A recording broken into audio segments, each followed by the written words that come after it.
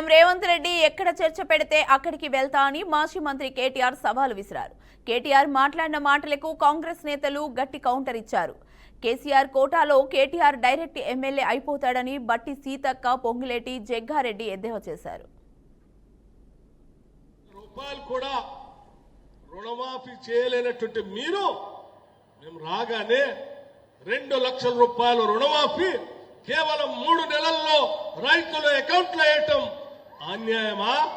రైతులు పండించిన పంటకి మద్దతు ధర ఇవ్వటమే కాదు, వరి ధాన్యం పండిస్తే ఆ పండించిన సన్న ఒడ్లకి క్వింటాకి 500 రూపాయలు అదనంగా బోనస్ ఇవ్వటం అన్యాయమా అని నేను అడుగుతా ఉన్నా. రాష్ట్రంలో ఉన్న 29 లక్షల మంది వ్యవసాయ పంపు సెట్లకి ఉచితంగా కరెంటునిస్తూ 1 నిమిషం కూడా కరెంటు కట్టు కాకుండా కరెంటు ఇవ్వటం పొరపాట? ఆయన ఇంకో మాట మాట్లాడతాడు. కరెంటు అట కట్ అవుతుందట, ట్రాన్స్ఫార్మర్ కాలిపోతా ఉన్నాయట. నోరుంది కదని ఏది పడితే అది మాట్లాడితే ఎట్లా? నీచపు ప్రచారాలతోటి ఏం సాధిస్తావు? నాశనం అయిపోతావు నువ్వు అంతే. ఇంకా నేనేం చెప్పలేను. నాకు కుల బలము, ధన బలము, నా వెనక అన్నదమ్ముల బలం ఏం లేదు. నా నియోజకవర్గ ప్రజల బలమే ఉంది. ఎలక్షన్ల ముందు కూడా మీ మిడతల దండ వచ్చినప్పుడు అరే నా ఎంబడి ఎందుకు పడుతున్నారా మీరు, నాశనం అయిపోతారన్న. ఒక రోజు గట్ల ఇక్కడనే ఆ పార్టీ ఆఫీస్ లో ఎలక్షన్ జరుగుతుండే చెప్పిన, ఆ రోజు పడడానికి పోయి నువ్వు మధ్యలో బతికిపోయావు. ఇంతకంటే ఇంకోటి ఏం లేదు. కేటీఆర్, నువ్వు పెట్టుకుంటే నీ సమౌజ్జులతోటి నువ్వు పెట్టుకో, కానీ ఒక ఆడకూతులతో ఇంట్లో ఆడబిడ్డను ఓర్వైతే బయట ఆడబిడ్డల్ని ఎదుగనివైతే. నిన్న మా సీఎం చెప్తున్నాడు, ఎస్ ఆడబిడ్డల రాజ్యాన్ని తీసుకురావడం కోసం నేను అవసరం 60 సీట్లు ఇస్తా, గెలిపిస్తా అంటున్నావు. నీ ఇంట్లో ఆడబిడ్డనే నువ్వు రకరకాల కుట్రలు కుతంత్రాలు చేసినావని బాధపడుతూ టీవీలో ముందుకొచ్చి ఏడుస్తుంది. నా కన్నీళ్లతోటి నువ్వేం బాగుపడతావురా? నువ్వేం బాగుపడవు, నాశనం అయిపోతావు. ఆనాడు 10 సంవత్సరాలు పరిపాలించిన వాళ్ళకి మైండ్ బ్లాక్ అయిపోయి పిచ్చి కుక్కల నోటికి ఏ పదాలు వస్తే ఆ పదాలు వాడుతూ సంస్కారం లేకుండా సంస్కారహీనంగా మేము విదేశాల్లో చదివామని గొప్పలు చెప్పుకోవడం తప్ప సంస్కారహీనంగా పేదోడు కష్టాలు 10 సంవత్సరాల్లో పరిపాలించినప్పుడు లేని ప్రేమని వల్లమాలిన ప్రేమని ఒలకబోస్తూ మేము పేదోళ్ల కోసమే ఉన్నామని మళ్ళీ చెప్పాలని ప్రయత్నిస్తూ ప్రజల మధ్య కాలు కాలిన పిల్లిలా తిరుగుతూ మాజీ మంత్రులుగా తను పేరిన అవాక్కులు చవాకులు చూస్తుంటే సభ్య సమాజం తలదించుకునే విధంగా తను మాట్లాడే తీరు చూస్తుంటే చాలా బాధ అనిపిస్తుంది. ఏదైనా అది వారి సంస్కారానికే మనం వదిలేయాల్సిన అవసరం ఉంది. కేసీఆర్ గారు నాయకుడు, మేమెవరం కూడా దాన్ని ప్రశ్నించాం. Big personality, no doubt. Good personality, no doubt. ఒడుకుదొడుకులతోటే నాయకుడు ఎదిగిండు, నో డౌట్. కేటీఆర్ ఏ ఒడుకుదొడుకులతో వచ్చిండు నాయకుడుగా? ఒక కౌన్సిలర్ అయినా, ఒక చైర్మన్ అయినా, ఒక జడ్పీటీసీ అయినా, నువ్వు నాయన కోటలు డక్కమని డైరెక్ట్ ఎమ్మెల్యేకి వచ్చేస్తావు. నువ్వు నీకేం తెలుస్తుంది? డక్క ముక్కలు ఏం తెలుస్తాయి కింద నీకు? డక్క ముక్కలు నీకు ఎవరు తెలుస్తాయి? నా అసుంటోనికి, రేవంత్ రెడ్డి అసుంటోనికి తెలుస్తాయి. ఇప్పుడు సీఎం రేవంత్ రెడ్డి కావచ్చు, ఒకప్పుడు ఏందైనా ఒక జడ్పీటీసీగా నుంచి స్టార్ట్ అయ్యింది. ఆయన గ్రౌండ్ లెవెల్ ఏముంటాయో ఒడుకుదొడుకులు అనేది మా గ్రౌండ్ కింది నుంచి వచ్చినోడికి తెలుస్తాయి. కానీ మీ నాయన కుర్చీ మీద కూర్చున్న టైంకి నువ్వు అమెరికా నుంచి దిగితే డైరెక్ట్గా ఎమ్మెల్యేకు పోటీ చేస్తేవి. అదే నువ్వు డైరెక్ట్గా 4 సార్లు ఎమ్మెల్యే అయినా నువ్వు డైరెక్ట్గా వచ్చినట్టే. మా అనుభవాల ముందు మాకున్న అనుభవాల ముందు నువ్వు జీరో, నథింగ్. తెలంగాణ రాష్ట్ర కేబినెట్ సమావేశానికి ముహూర్తం ఫిక్స్ అయింది. ఈ నెల 10వ తేదీన తెలంగాణ రాష్ట్ర కేబినెట్ సమావేశం జరగనుంది. తెలంగాణ ముఖ్యమంత్రి రేవంత్ రెడ్డి అధ్యక్షతన సెక్రటేరియట్లో మధ్యాహ్నం 2 గంటల సమయంలో కేబినెట్ సమావేశం ప్రారంభం కానుంది. ఈ మేరకు అధికారిక ప్రకటన కూడా తెలంగాణ రాష్ట్ర ప్రభుత్వం నుంచి విడుదలైంది. ఈ సందర్భంగా మంత్రులందరూ హాజరు కావాలని పేర్కొన్నారు. అయితే ఈ కేబినెట్ సమావేశంలో లోకల్ బాడీ ఎన్నికలపై ప్రత్యేకంగా చర్చ జరిగే అవకాశాలు స్పష్టంగా కనిపిస్తున్నట్లు చెబుతున్నారు. సెప్టెంబర్ 30వ తేదీలోపు లోకల్ బాడీ ఎన్నికలు నిర్వహించాలని హైకోర్టు ఆదేశాలు ఇచ్చింది. ఈ అంశం చర్చకు వచ్చే ఛాన్స్ ఉంది. అలాగే వర్షాకాలం ప్రారంభమైన నేపథ్యంలో రైతులకు సంబంధించిన అంశాలపై చర్చ జరిగే ఛాన్స్ ఉంది. ముఖ్యంగా ఇందిరమ్మ ఇండ్లపై మరోసారి కేబినెట్ సమావేశంలో చర్చ జరగనుందని అంటున్నారు.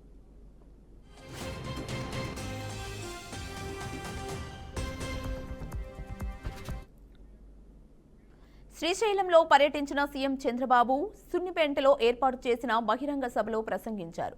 ఏపీలో మహిళలకు ఉచిత బస్సు ప్రయాణంపై క్లారిటీ ఇచ్చారు. రాష్ట్రంలోని మహిళలు అందరికీ ఆగస్టు 15వ తేదీ నుంచి ఫ్రీ బస్ ప్రయాణ సదుపాయం కల్పిస్తామని అన్నారు. అయితే దీనికి షరతులు వర్తిస్తాయని కూడా చెప్పుకొచ్చారు. ఏ జిల్లాకు చెందిన మహిళలు ఆ జిల్లా వరకే ఉచితంగా తిరిగే అవకాశం ఉందని తేల్చి చెప్పారు. ఈ ఫ్రీ బస్సు కేవలం జిల్లాకే పరిమితమని ముఖ్యమంత్రి చంద్రబాబు నాయుడు స్పష్టత ఇచ్చారు. శుభవార్త, జిల్లాలో ఎక్కడ తిరగాలన్నా ఆగస్టు 15 తర్వాత ఫ్రీ బస్,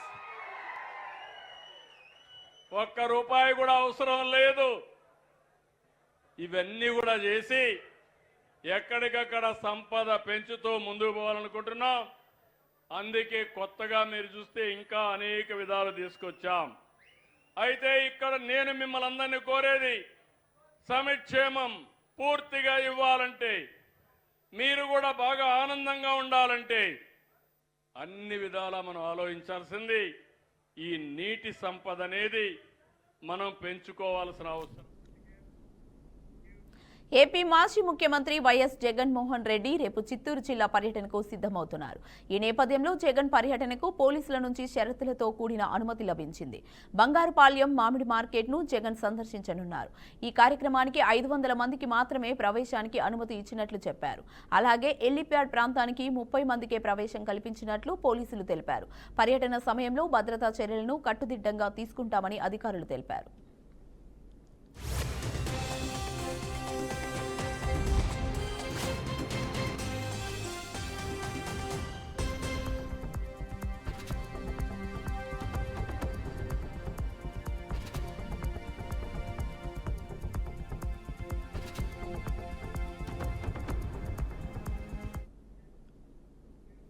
నెల్లూరు జిల్లాలో రాజకీయాలు హీటెక్కాయి. నల్లపురెడ్డి ప్రసన్న కుమార్ రెడ్డి ఎమ్మెల్యే ప్రశాంత్ రెడ్డిపై సంచలన వ్యాఖ్యలు చేశారు. దీంతో ఎమ్మెల్యేలతో పాటు టీడీపీ వర్గాలు తీవ్ర స్థాయిలో మండిపడ్డాయి. ఈ తరుణంలో మహిళా ఎమ్మెల్యే ప్రశాంత్ రెడ్డిపై వైసీపీ నేత మాజీ ఎమ్మెల్యే ప్రసన్న కుమార్ రెడ్డి చేసిన వ్యాఖ్యలను AP deputy CM Pavan Kalyan తీవ్రంగా ఖండించారు. మహిళల వ్యక్తిత్వాన్ని అవహేళన చేస్తూ కించపరిచేలా మాట్లాడారని పవన్ కళ్యాణ్ ఆగ్రహం వ్యక్తం చేశారు. మహిళా ఎమ్మెల్యేపై ప్రసన్న కుమార్ రెడ్డి చేసిన వ్యాఖ్యలు అభ్యంతరకరమన్నారు. మహిళలను కించపరచడానికి ప్రజాస్వామికవాదులంతా ఖండించాలని పవన్ కళ్యాణ్ సూచించారు. మహిళల గౌరవానికి భంగం కలిగిస్తే చట్ట ప్రకారం చర్యలుంటాయి. మహిళా సమాజం మరోసారి ఆ పార్టీకి తగిన విధంగా సమాధానం చెబుతుందని అన్నారు. వ్యక్తిగత జీవితాలను లక్ష్యంగా చేసుకుని వ్యాఖ్యలు చేస్తారా అని నిలదీశారు.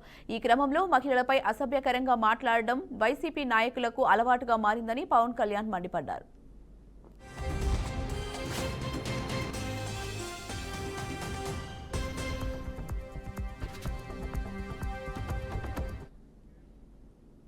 రైతు సంక్షేమంపై చర్చకు రమ్మంటే సీఎం రేవంత్ రెడ్డి ఢిల్లీకి వెళ్లారని కేటీఆర్ ఆగ్రహం వ్యక్తం చేశారు. చర్చ కోసం సీఎం రేవంత్ ఇంటికైనా వెళ్తానంటూ స్పష్టం చేశారు. దమ్ముంటే రేవంత్ చర్చకు రావాలని, లేదంటే క్షమాపణ చెప్పాలని కేటీఆర్ డిమాండ్ చేశారు. ఖర్గే సాక్షిగా రేవంత్ రెడ్డి సవాల్ చేశారని, చర్చకు రమ్మంటే ఢిల్లీ పారిపోయాడని సెటైర్ వేశారు. రేవంత్ ఎక్కడ చర్చ పెట్టినా వెళ్లేందుకు తాను సిద్ధంగా ఉన్నానంటూ తెలిపారు. पता नहीं क्यों मोदी जी को नहीं समझ आ रहा है। बार बार आते हैं मोदी जी और अमित शाह जी और कहते तो बातें तो बहुत करते हैं। आके कहते हैं कि रेवंत रेड्डी यहां पे तेलंगाना गवर्नमेंट को कांग्रेस पार्टी के लिए एटीएम बना दिया, पर कोई कार्रवाई नहीं होता, कोई इन्वेस्टिगेशन नहीं होता, ना रेवंत रेड्डी पे, ना उनके मिनिस्टरों पे, ना उनके झूठे वादों पे, ना उनके किस्सों पे। मैं आपको 2 चीज सुनाता हूं। रेवंत रेड्डी ने अपने खुद के साले को 1100 करोड़ का प्रोजेक्ट दे दिया अमृत स्कीम में। उस पे हम गए दिल्ली, शिकायत किए, केंद्र सरकार से रिक्वेस्ट किए कि आप जांच करिए, कोई कुछ नहीं होता। यहां पे आते हैं, कहते हैं कि ये बड़ा वसूली कर रहे हैं, पर कोई कार्रवाई नहीं होता, कोई ईडी नहीं आती, कोई सीबीआई नहीं, कोई आईटी नहीं। साथ ही साथ यहां पे एसएलबीसी टनल टूट जाता है, कोई एनडीए से नहीं आता। यहां पे वट्टम पंप हाउस डूब जाता है, कोई एनडीए से नहीं आता। यहां पे पेद्दावागु प्रोजेक्ट बह जाता है, कोई एनडीए से नहीं आता। इस हद तक कि यहां के तेलंगाना जनता को समझ आ गया कि बीजेपी आज रेवंत रेड्डी को बचाने में लगी है। इसलिए मैं भाई మాజీ మంత్రి కేటీఆర్ మాటలు జాగ్రత్తగా మాట్లాడాలని డిప్యూటీ సీఎం బట్టి విక్రమార్క అన్నారు. నోరు ఉందని ఏది పడితే అది మాట్లాడితే ఎలా అంటూ ప్రశ్నించారు. ముఖ్యమంత్రి రేవంత్ రెడ్డి మీద వ్యక్తిగత విమర్శలు చేయడాన్ని ఆయన ఖండించారు. ఇలాగే మాట్లాడితే ఈసారి ఎన్నికల్లో డిపాజిట్ కూడా దక్కదు అంటూ హెచ్చరించారు. తమ ప్రభుత్వ రైతులకు ఇచ్చిన హామీలను నెరవేర్చిందని బట్టి చెప్పారు. రుణమాఫీ కేవలం 3 నెలల్లో రైతుల అకౌంట్లో వేయటం అన్యాయమా? రైతులు పండించిన పంటకి మద్దతు ధర ఇవ్వటమే కాదు, వరి ధాన్యం పండిస్తే ఆ పండించిన సన్న ఒట్లకి క్వింటాకి 500 రూపాయలు అదనంగా బోనస్ ఇవ్వటం అన్యాయమా అని నేను అడుగుతా ఉన్నా. రాష్ట్రంలో ఉన్న 29 లక్షల మంది వ్యవసాయ పంపు సెట్లకి ఉచితంగా కరెంటునిస్తూ ఒక్క నిమిషం కూడా కరెంటు కట్టు కాకుండా కరెంటు ఇవ్వటం పొరపాట? ఆయన ఇంకో మాట మాట్లాడతాడు. కరెంటు అట కట్ అవుతుందట, ట్రాన్స్ఫార్మర్ కాలిపోతా ఉన్నాయట. నోరు ఉంది కదని ఏది పడితే అది మాట్లాడితే ఎట్లా? 1,00,000 రూపాయలు కూడా రుణమాఫీ చేయలేనటువంటి మీరు మేము రాగానే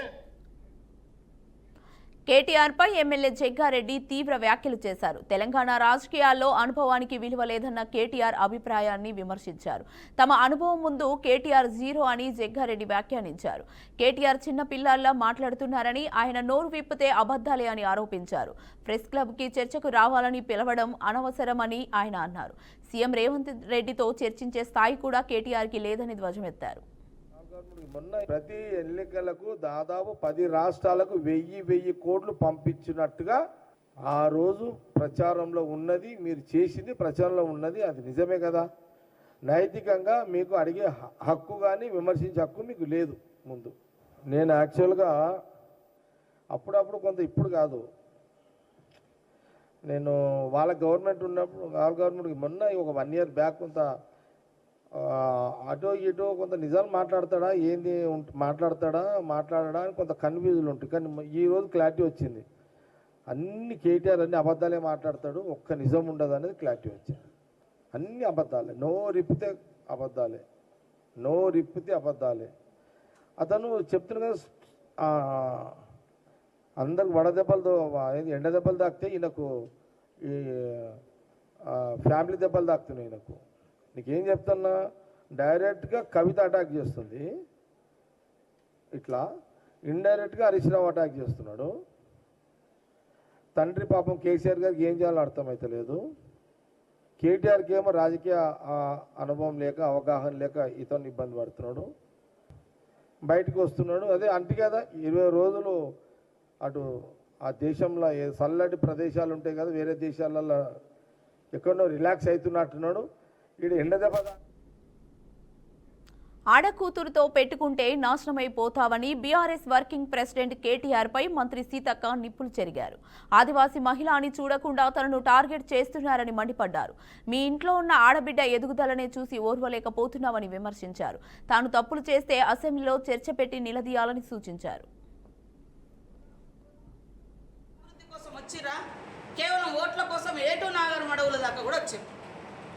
అయ్యొచ్చిండు, కొడుకొచ్చిండు, అల్లుడొచ్చిండు, బిడ్డొచ్చింది, పైనుంచి ఎమ్మెల్సీలు, ఇంకెంపీలు, పక్క నియోజకవర్గం వాళ్ళు, దయాకర్ రావు గారు. అరే నేనేమన్నా దుర్మార్గులమా? మేము ఇంత ప్రజాసేవ చేసినటువంటి వ్యక్తులుగా మా ప్రజలు గుర్తించి ఒక పేదింటి ఆదివాసీ అడవి బిడ్డని ఎన్నిక చేసి వాళ్ళ రాష్ట్రంలో ఒక పంచాయతీరాజ్ శాఖకు 70 ఏళ్ల చరిత్రలో, స్వతంత్ర భారత చరిత్రలో కోయ జాతికి, సమ్మక్క సారలమ్మ జాతికి అచ్చమైన ఆదివాసీ బిడ్డలుగా ఉన్న మాకు ఒక అవకాశం వస్తే ఎందుకయ్యా కేటీఆర్ నీకు ఇంత కళ్ళలో నిప్పులు పోసుకుంటున్నావు? ఆడోళ్ళ నాయకత్వాన్ని నువ్వు ఒప్పుకోవైతే నీ సొంత చెల్లె బాధపడుకుంటూ మొన్న ఇంటర్వ్యూలు ఇస్తుంది, చూసుకో.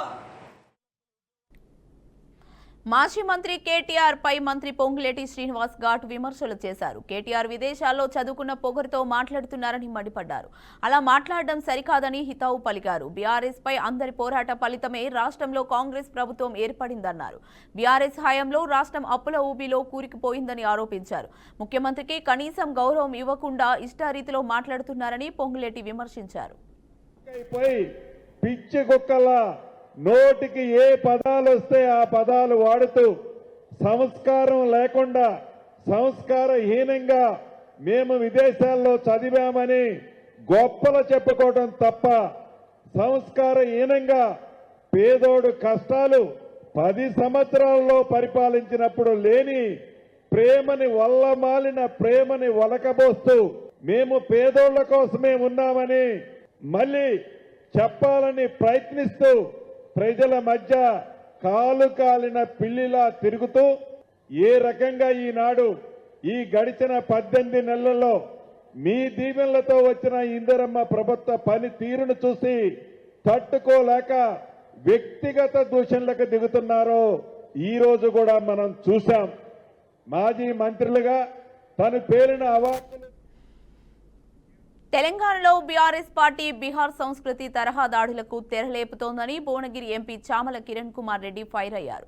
ప్రముఖ మీడియా సంస్థలపై దాడులు చేస్తామని బీఆర్ఎస్ హెచ్చరికలు జారీ చేసిన నేపథ్యంలో ఇవాళ ఆయన సోషల్ మీడియా ప్లాట్ఫామ్ ఎక్స్ వేదికగా రియాక్ట్ అయ్యారు. రాష్ట్రంలో మళ్లీ తెలంగాణ సెంటిమెంట్ రాజేసేందుకు గులాబీ పార్టీ ప్రయత్నం చేస్తోందని ఆయన అన్నారు. తెలంగాణ అంటే బీఆర్ఎస్ అనే విధంగా ప్రచారం చేసుకోవడం విడ్డూరంగా ఉందని కామెంట్ చేశారు. ఆ పార్టీకి అనుకూలంగా ఉంటే తెలంగాణ మీడియా అంటున్నారని, లేకపోతే అది ఆంధ్ర మీడియా అయిపోతుందని ఎద్దేవా చేశారు. కాంగ్రెస్ మీద ఉన్న కోపాన్ని టీవీ ఛానళ్ల మీద చూపిస్తే ఎలా అని ప్రశ్నించారు. 10 ఏళ్ల పాలనలో చేసిన తప్పులను టీవీ ఛానళ్లు ప్రసారం చేయొద్దంటే అది కుదరని పని అని కదా అని చామల సెటైల్ వేశారు. పత్రికలే తెలంగాణ పత్రికలు, వాళ్ళ గురించి అనుకూలంగా చూపించేటువంటి టీవీ ఛానళ్లే తెలంగాణ ఛానల్ అని చెప్పి ఈ రాష్ట్రంలో మా గురించి ఎవరు నెగిటివ్ మాట్లాడొద్దు, మేము చేసిన తప్పిదాలు చూపించొద్దు, మా దరిద్ర 10 ఏళ్ల పాలన గురించి మాట్లాడొద్దు అన్న ఉద్దేశంతో మీరు అక్కసుతోటి తెలంగాణలో ఆంధ్ర ఛానల్ అని చెప్పి తెలంగాణ ఆంధ్ర సెంటిమెంట్ను మళ్ళీ రేకెత్తిచ్చే ప్రయత్నం చేస్తున్నారు. తెలంగాణ ప్రజలు ఒకటి గమనించాలి, కేసీఆర్ అయినా కానీ ఎన్టీ రామారావు దగ్గర పోయి బీఫామ్ తీసుకున్నటువంటి ఆంధ్ర పరిపాలకులుగా ఉన్నప్పుడు ఉన్న వారి దగ్గర పనిచేసిన వాళ్ళే ఈ రోజు వాళ్ళ అవసరాల కోసము ఆంధ్ర తెలంగాణ సెంటిమెంట్ను మరొకసారి తీసుకొస్తున్నారు. ఇంతకు ఈ కేటీ రామారావు అంటే కల్వకుంట్ల తారక రామారావు గారి పేరు కూడా కేవలం కేసీఆర్ గారు. కేటీఆర్ కి కాంగ్రెస్ నేతలు కౌంటర్ ఇస్తున్నారు. ఆ పార్టీ ఎమ్మెల్సీ అద్దంకి దయాకర్ కేటీఆర్ పై కీలక వ్యాఖ్యలు చేశారు. కేసీఆర్ తో చర్చించేందుకు తమ ప్రభుత్వం సిద్ధంగా ఉందని, కేటీఆర్ చర్చించడానికి కేటీఆర్ ఏమైనా ప్రతిపక్ష నేతనా అంటూ ప్రశ్నించారు. అసెంబ్లీకి వచ్చే దమ్ము కేసీఆర్ కు లేదా అంటూ ఎద్దేవా చేశారు. బీఆర్ఎస్ హయాంలో ప్రాజెక్టుల పేరు చెప్పి లక్షల కోట్లు దోచుకున్నారని ఆగ్రహం వ్యక్తం చేశారు. బీఆర్ఎస్ శ్రేణులు తెలంగాణ పరువు తీస్తున్నారని మండిపడ్డారు. రైతులకు 50,000 కోట్ల రూపాయలు ఇచ్చిన ప్రభుత్వం కాంగ్రెసే అని అద్దంకి దయాకర్ స్పష్టం చేశారు. ప్రజాప్రతినిధి అనేది మరిచి అసెంబ్లీ వేదికగా చర్చించాల్సిన అన్నిటినీ కూడా నీ డ్రామాలతో ఈరోజు తెలంగాణ ప్రజల్ని మభ్యపెట్టారని చూస్తున్న పరిస్థితి నిన్ను చూస్తే చాలా దీనంగా కనిపిస్తున్నది.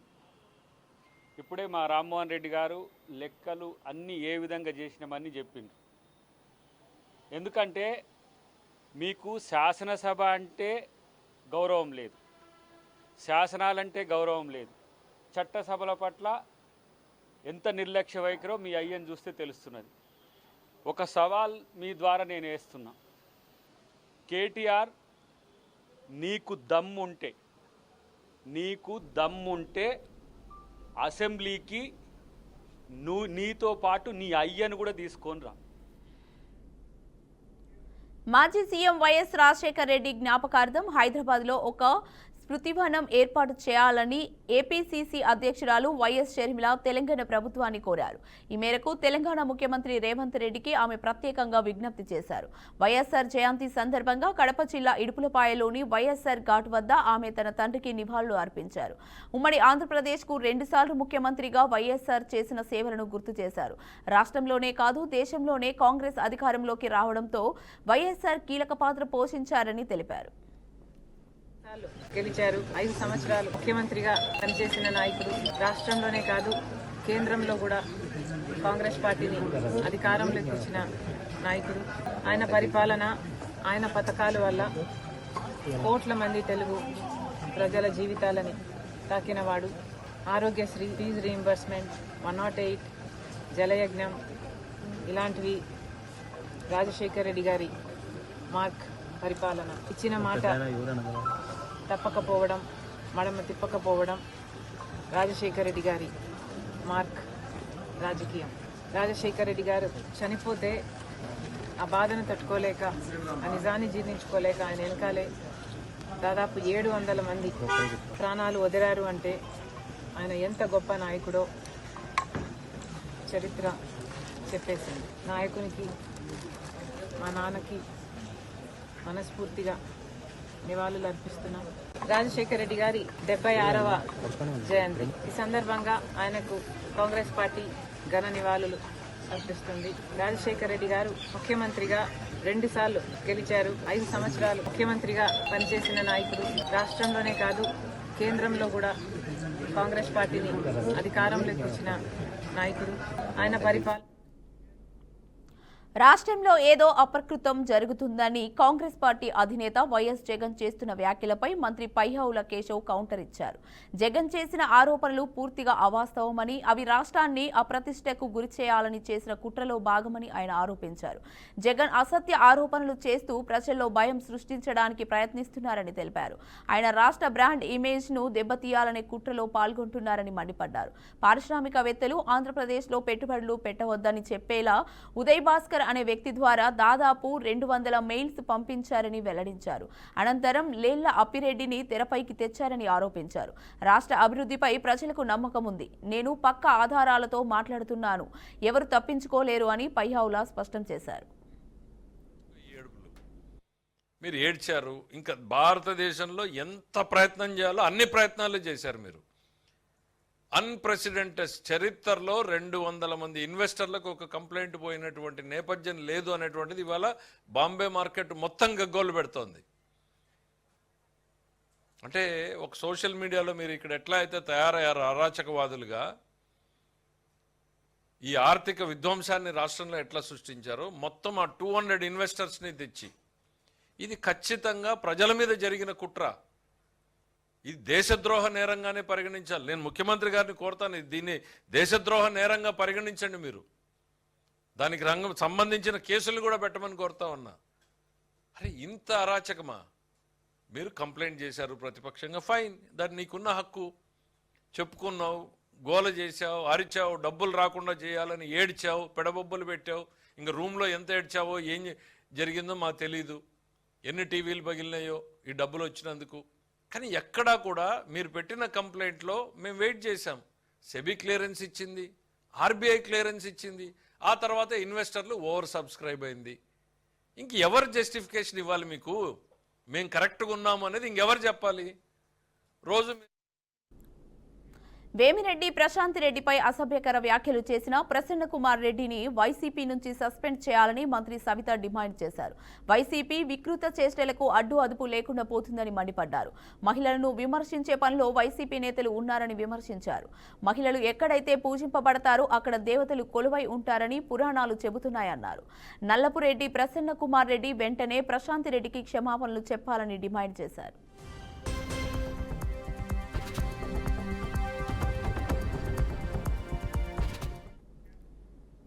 శవాలపై పేలాల ఏరుకునే మనస్తత్వంతో జగన్ వ్యవహరిస్తున్నారని విమర్శించారు. రైతుల సమస్యలను రాజకీయాలకు దారి తీయకూడదని నారాయణ హితావు పలికారు. చేతులు కాలాక ఆకులు పట్టుకునేలా జగన్ వ్యవహారం ఉందని ఎద్దేవా చేశారు. చావుకు పెళ్లికి ఒకే మంత్రంలా జగన్ వ్యవహరిస్తున్నారని చురకలంటించారు. సీజన్ ముగిసిన తర్వాత మామిడి రైతులను పరామర్శించడం ఏమిటని నారాయణ ప్రశ్నించారు. అనేటువంటి ప్రజాస్వామ్యం పోయింది అని గోల. బహుశా రేపటికి జగన్మోహన్ రెడ్డి రేపు వస్తున్నాను అనుకుంటా. చేతులు కాలినాక ఆకులు పట్టుకోవడానికి వస్తున్నాడు. ఎందుకంటే దాదాపు మామిడి పని అయిపోయింది పాపం. ఒక 15% అంత ఉండొచ్చు.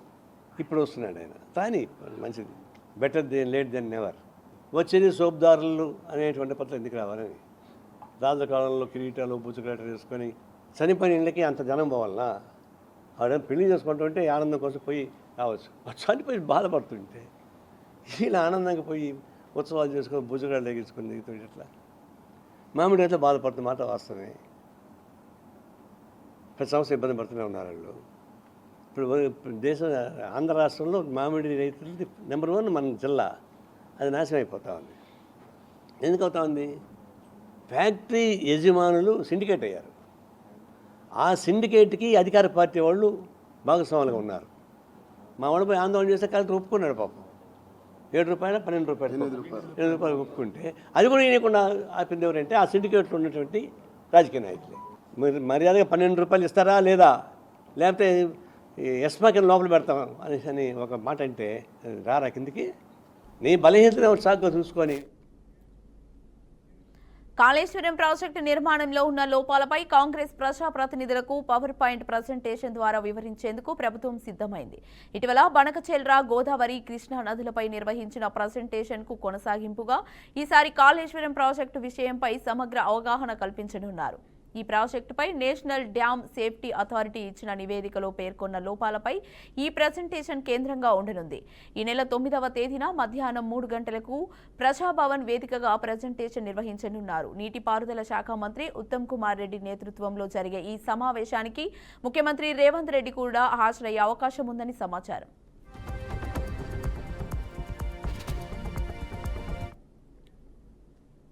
నెల్లూరు జిల్లాలో ఉద్రిక్తత నెలకొంది. మాజీ ఎమ్మెల్యే ప్రసన్న కుమార్ ఇంటిపై దాడి జరిగింది. ఈ ఘటనలో ఇంట్లోని ఫర్నిచర్ ధ్వంసం చేయడంతో పాటు 2 కార్లు కూడా పాక్షికంగా ధ్వంసమయ్యాయి. దాడికి టీడీపీ గూండాలు లేదా ఎంపీ వేమిరెడ్డి ప్రతాప్ రెడ్డి అనుచరులే బాధ్యులని ప్రసన్న కుమార్ రెడ్డి వర్గీయులు ఆరోపిస్తున్నారు. దాడికి పాల్పడిన వ్యక్తులు ఇంట్లోకి ప్రవేశించి విధ్వంసానికి పాల్పడ్డారని తెలుస్తోంది. సంఘటన జరిగిన వెంటనే పోలీసులు అక్కడికి చేరుకుని పరిస్థితిని అదుపులోకి తీసుకున్నారు. ప్రస్తుతం సంఘటనపై విచారణ కొనసాగుతోంది. ఈ దాడి రాజకీయంగా కీలకంగా మారింది.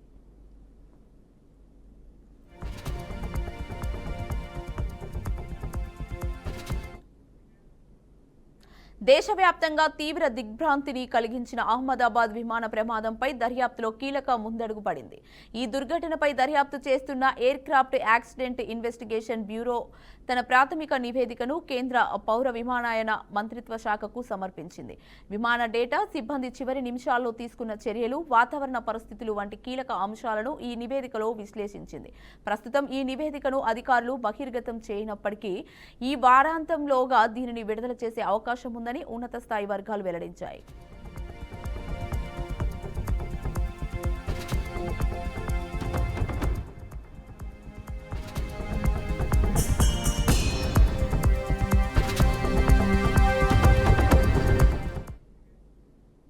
భారత్ అమెరికా మధ్య మినీ ట్రేడ్ డీల్ విషయంలో ఈ రోజు రాత్రి 10 గంటలకు అమెరికా అధికారికంగా కీలక ప్రకటన చేయనుంది.